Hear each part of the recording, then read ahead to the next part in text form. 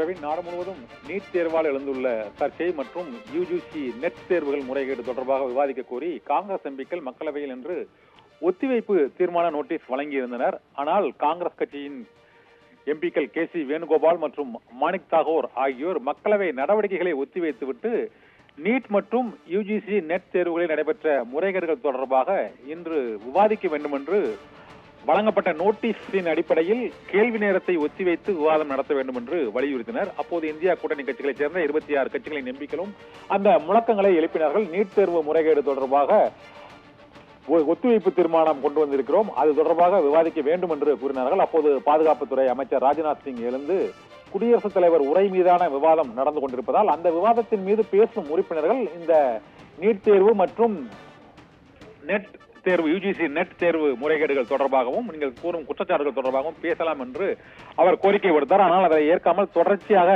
எதிர்க்கட்சி எம்பிக்கள் அமளியில் ஈடுபட்டு வந்த சூழ்நிலையில் மக்களவையில் இருந்து நீட் முறைகேடு தொடர்பாக விவாதிக்க அனுமதி கோரி எதிர்க்கட்சி எம்பிக்கள் மக்களவையிலிருந்து வெளிநடப்பு செய்திருக்கிறார்கள்.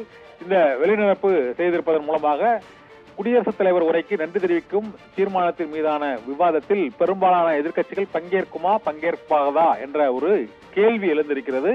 தற்போது நீட் தேர்வு முறைகேடு மற்றும் யுஜிசி நெட் தேர்வு முறைகேடுகள் தொடர்பாக குடியரசுத் தலைவர் உரை மீதான விவாதத்தை ஒத்திவைத்து இந்த தீர்மானத்தின் மீது விவாதம் நடத்த வேண்டும் என்று எதிர்க்கட்சி எம்பிக்கள் தொடர்ந்து வலியுறுத்தி முழக்கங்களை எழுப்பி மக்களவையிலிருந்து இப்போது வெளிநடப்பு செய்திருக்கின்றனர். பிரவீன்.